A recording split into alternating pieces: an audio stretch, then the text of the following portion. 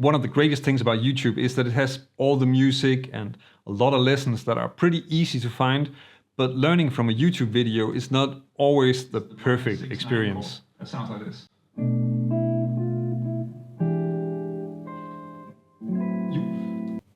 You're playing is the minor 6/9 chord. That sounds like this.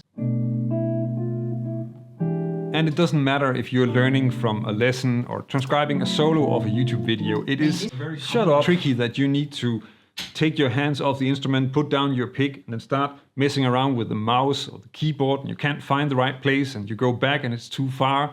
It's not ideal.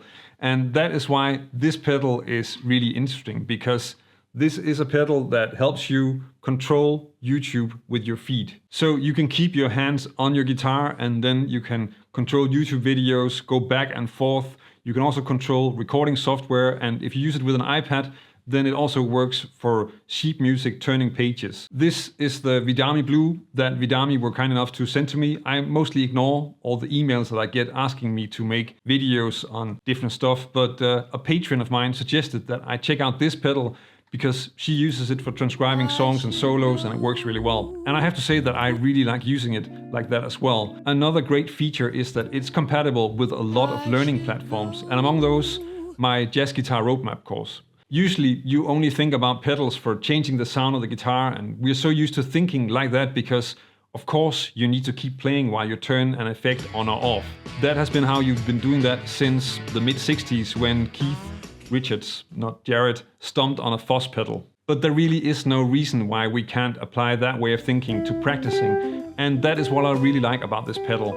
You get to keep your hands on the instrument, and you can use your feet to control the playback speed, move back and forth in a video or a track, and even loop sections that you want to practice while adjusting the speed along the way. It's really going to save you a lot of time, and it's going to keep you playing and practicing more than fiddling around with your mouse. I've used it mostly for transcribing and remote operating my DAW when I record examples for videos, but it clearly can also be great for looping exercises.